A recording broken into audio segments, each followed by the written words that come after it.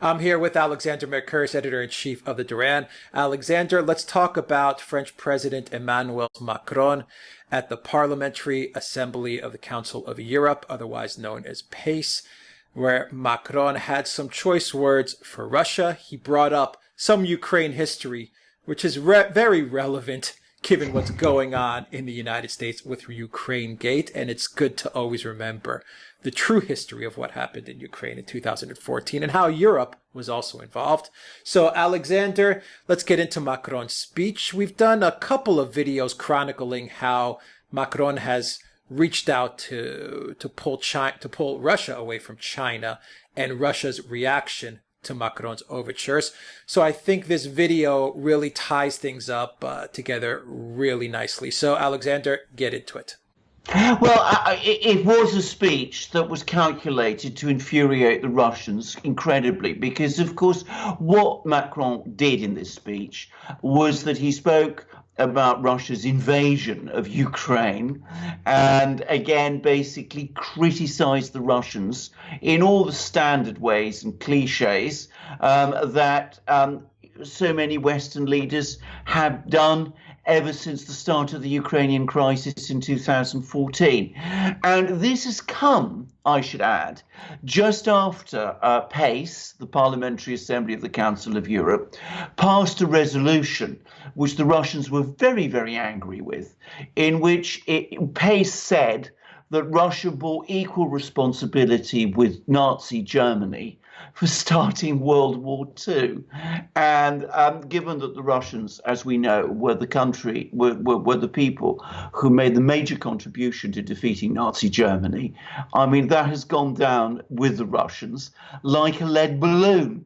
So what Macron was doing was that he was talking to a very, very strong anti-Russian audience. The Parliamentary Assembly for the Council of Europe is packed with failed politicians from all sorts of European countries with all kinds of very strong anti-Russian opinions.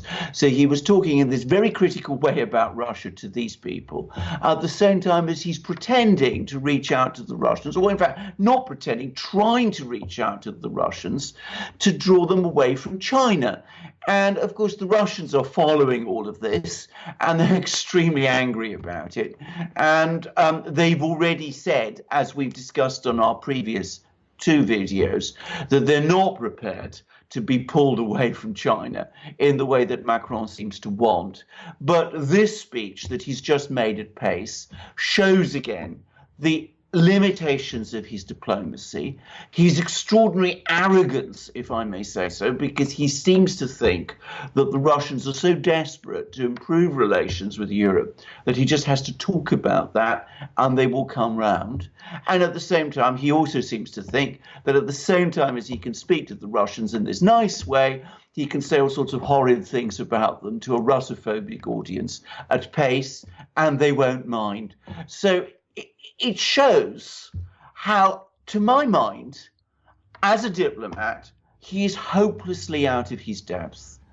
All right, Alexander, let me read you a statement from the head of the Russian delegation, Pyotr Tolstoy. And he said, unfortunately, what he said about Russia, referring to Macron, is a repetition of old cliches in relation to our country and the situation in Ukraine. That speech proves just one thing. Russia needs to develop its own behavior pattern rather than try to toe the line of some European notions of what is good and what is bad.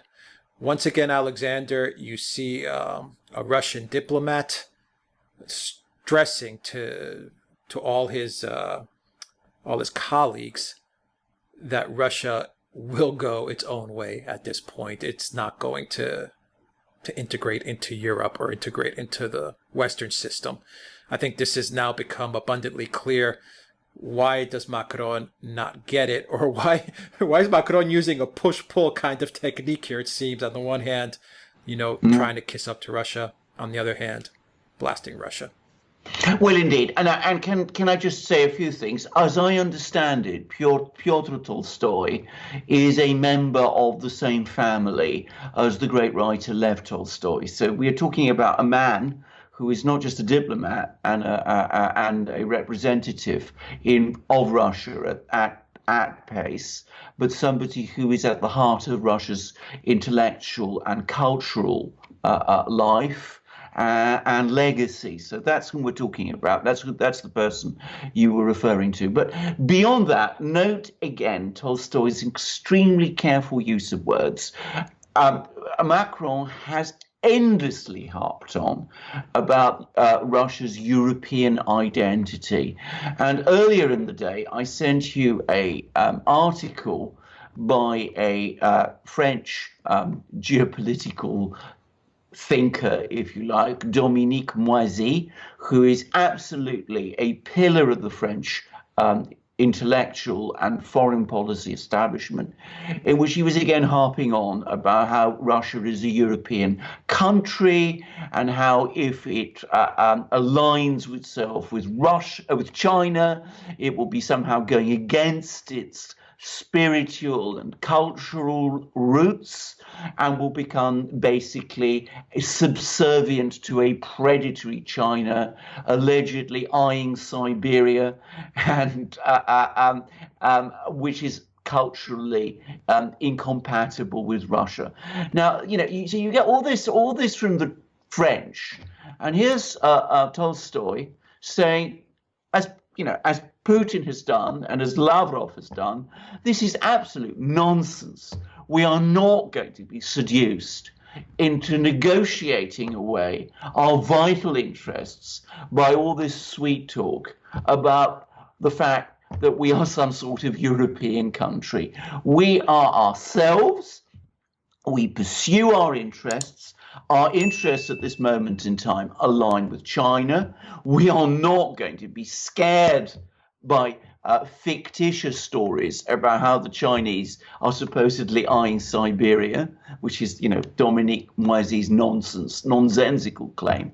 And neither are we going to be fooled into all this flattery and talk and condescending talk about what an important European country we are and how we're needed as part of Europe and how we belong in Europe in some way as a device to get us to act contrary to our vital national interests. And again, notice again the kind of comments Tolstoy says about how, Macron's speech was full of cliches and how ultimately he doesn't really understand Russia very well. And of course, it's true. I mean, on all those points, it's true. The indispensable quality for a diplomat is to understand the other country and to understand that other countries have national interests, which they will not bargain away as a result of some sweet talk, which is then contradicted by the kind of speech that Macron made at pace. Well, most countries, Alexander. Some countries don't have as good as leadership as Russia does. Well, some countries will, because of the corrupt politicians, will give everything away. That's a very good point, actually, Alex. An extremely good point. But Russia is a country which will defend its national interests. Right. It went through the disastrous experience in the late 1980s under Gorbachev and in the 1990s under Yeltsin, when it was not defending its national interests. The Russians will never make that mistake again. They tested the theory of Western sympathy for Russia to destruction, and it nearly destroyed them. They will never go down that route again. They will never make that mistake again. And they will not listen to all this fancy talk from someone like Macron. Well, Macron has been very active these days, that's for sure. I mean, it seems that even though he may not be a skilled diplomat, and it may seem that as you described him, he's way out of his depth, he is really getting involved in all kinds of geopolitical situations. Alexander, break down Macron's activity on the global scene and how he's working to create an elitist, globalist, integrationist world order. Yes. Well, let's first of all begin by this business about with Russia. With Russia, I mean, what Macron wants, is a globalist, integrated Europe, part of this globalist world, with Russia a part of it. In effect, the policy that was being followed in the 1990s, which, as I said, nearly destroyed Russia. And essentially what that means is Russia acting as a great raw material producer for the Europeans, and the Europeans lording it over not just the Russians, by the way, but all the various different countries that make up Europe. So, that is Macron's whole concept. He's also trying to do the same, interestingly, with Iran. Now, Macron wants some kind of rapprochement with Iran, but it's exactly the same as the sort of rapprochement he wants with Russia, because what the Europeans were aiming for a long time is that they wanted access to Iran's huge oil and gas reserves, especially, by the way, its natural gas, in order to be able to play Iran off against Russia as a major energy supplier to Russia. Those of us who are old enough, or whose memory stretches back far enough, will remember how a couple of years ago the Europeans were talking about this Nabucco pipeline that was supposedly going to be built across the Caucasus and going to go to Azerbaijan and bring in natural gas from Azerbaijan to Europe, bypassing Russia. Nabucco was never about Azerbaijan. It was always about Iran. That was where it was supposed to go. So that is why Macron wants a rapprochement with Iran.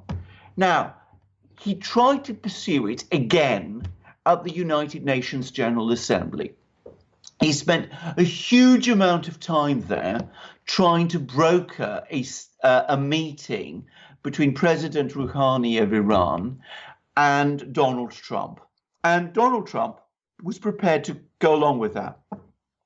The Iranians were not. Rouhani flatly refused to meet with Trump. I mean, there was an extraordinary moment when, as I said, Macron and Boris Johnson, who I think for his own reasons is now working with Macron on this,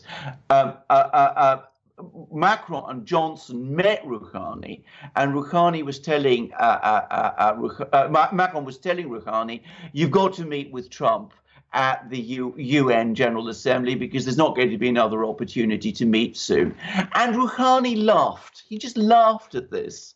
And then there was another attempt, an attempt which is pure farce, in which the French, with Macron apparently, hanging around, were waiting outside in the corridor in the hotel where Rouhani was staying. They were in the corridor outside Rouhani's room, and Macron was laying all kinds of secure telephone cables so that Trump could speak to Rouhani over the telephone. And Rouhani not only refused to be a part of this kind of telephone conversation, in order to emphasize the point, he stayed in his room. Now, why did the Iranians do this?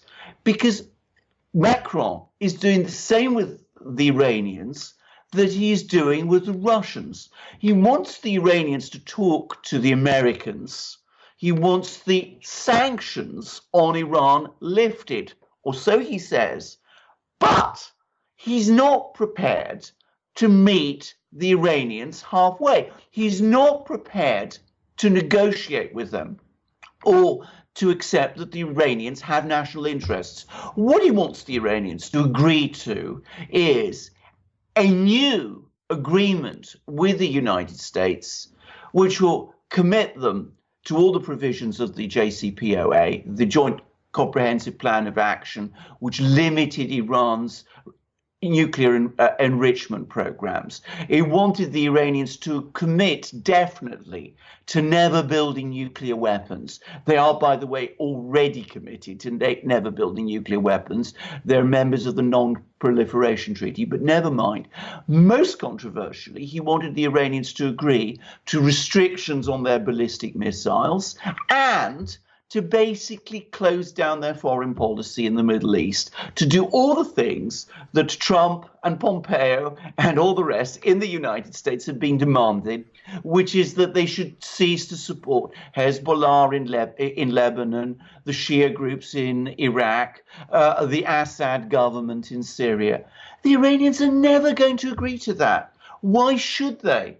They will never agree to a policy that asks Iran, in effect, to disarm itself, close down its entire foreign policy in order to get sanctions lifted, which, as far as the Iranians are concerned, should never have been imposed on them in the first place, since they were abiding by the terms of the JCPOA. And beyond that, the Iranians don't trust Macron when he says that if they do agree to all those things, Trump will in fact lift the sanctions.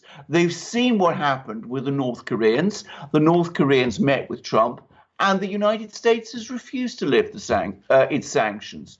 So the Iranians have said no, and Macron left the United Nations General Assembly with his tail between his legs. So he's constantly, feverishly, busily trying these different games, but he's not thinking them through. Why is Macron getting involved in all these things, Alexander? What do you think the reasoning is? I mean, is he just kind of the globalist, like little gopher? They sent him on these little errands and he does them. And you mentioned Boris Johnson and Macron. Real quickly, elaborate on that.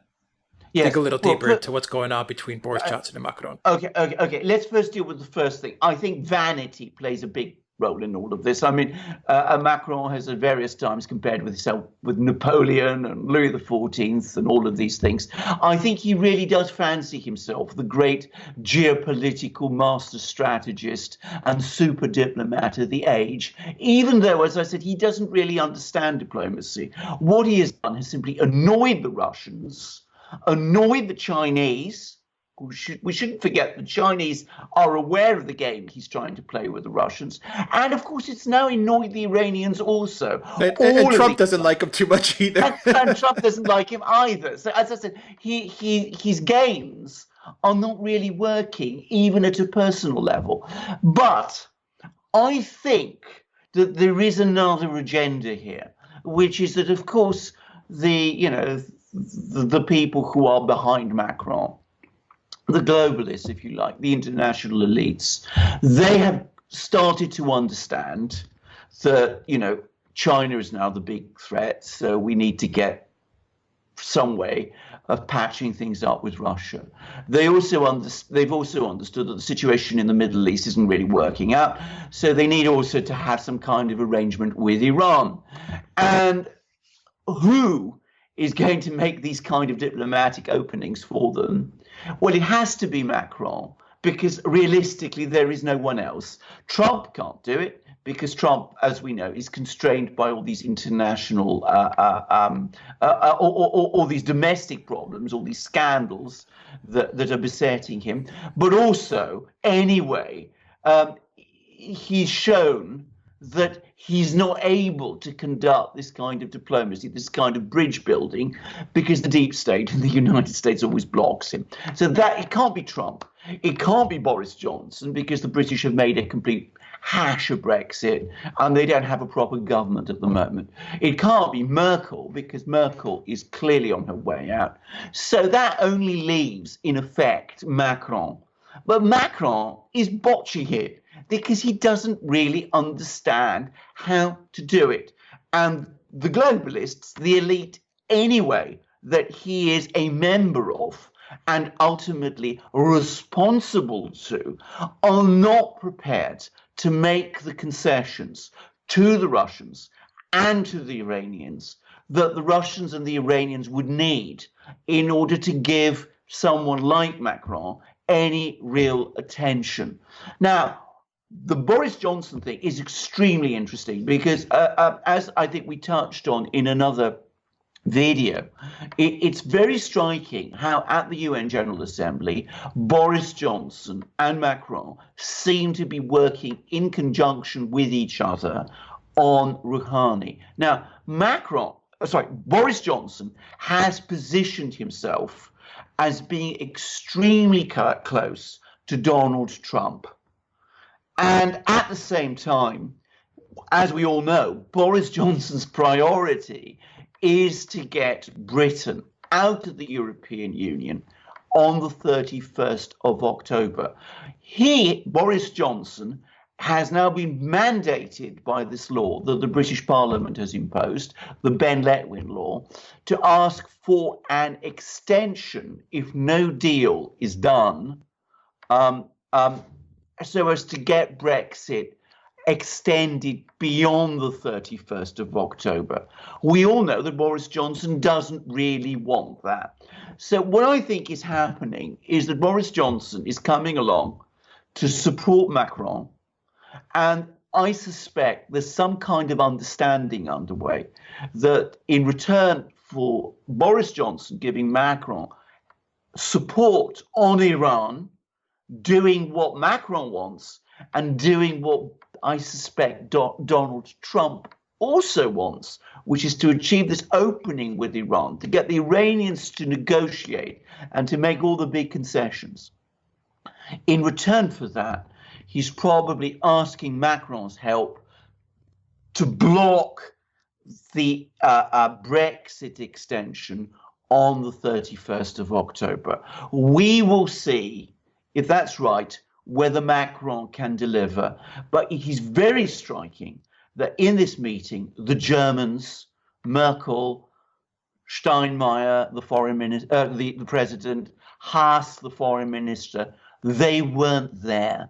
They weren't being consulted, just as apparently Macron didn't consult them about the moves he's trying to make towards Russia. So Macron's freezing the Germans out. He's working with the British. The British have their own agenda, which is Brexit. Both Macron and the British are working to some extent with Donald Trump, but Macron really isn't up to this. He's botching the rapprochement with Russia. He's botching the rapprochement with Iran. But one wonders whether behind the scenes he hasn't also made some kind of deal with Boris Johnson on Brexit, which will mean that Brexit ends on the 31st of October. We shall see. All right. Alexander Mercouris, editor-in-chief of the Duran. Thank you very much. Guys, if you like this video, click on the subscribe button down below. Click on that notifications bell as well. And also get a copy of this video on Soundcloud and on iTunes. You will find the link in the description box down below. And you'll also find links to PayPal, Patreon, and Subscribe Star. Please donate to the channel. It really helps us out a lot. And go to the Duran shop, pick up some merchandise, some magic mugs, and some magic t-shirts. That also helps us out a lot. The Lavrov magic mug right there. Well, here is a real diplomat. I mean, the Lavrov is the kind of diplomat that Macron isn't. Now, the point about real diplomacy, and I should say, Alex, you come from a diplomatic family. I mean, your father was an ambassador, and long ago, my grandfather was also a diplomat too.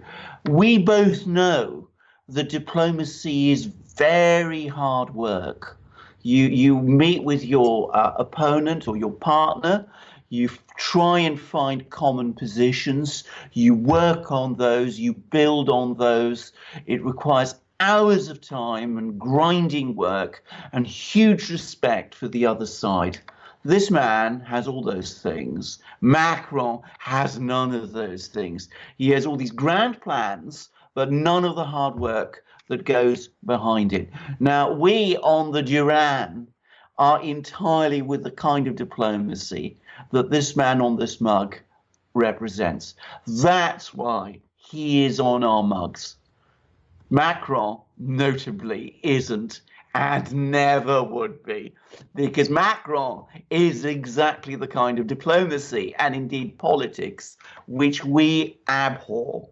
And so that's why Lavrov is on our mugs, these amazing 15-ounce porcelain mugs. We have lots of them, all of them with great emblems, which you can find on our shop, just as you can find these amazing T-shirts on our shop with a double-headed eagle that enables us to keep an eye on all the points of the compass, all the things that go on all around the world. You know, an eagle hovers, it has incredible eyesight. This eagle has two heads and 4 eyes, so it covers everything, the entire world, which is what we at the Duran do.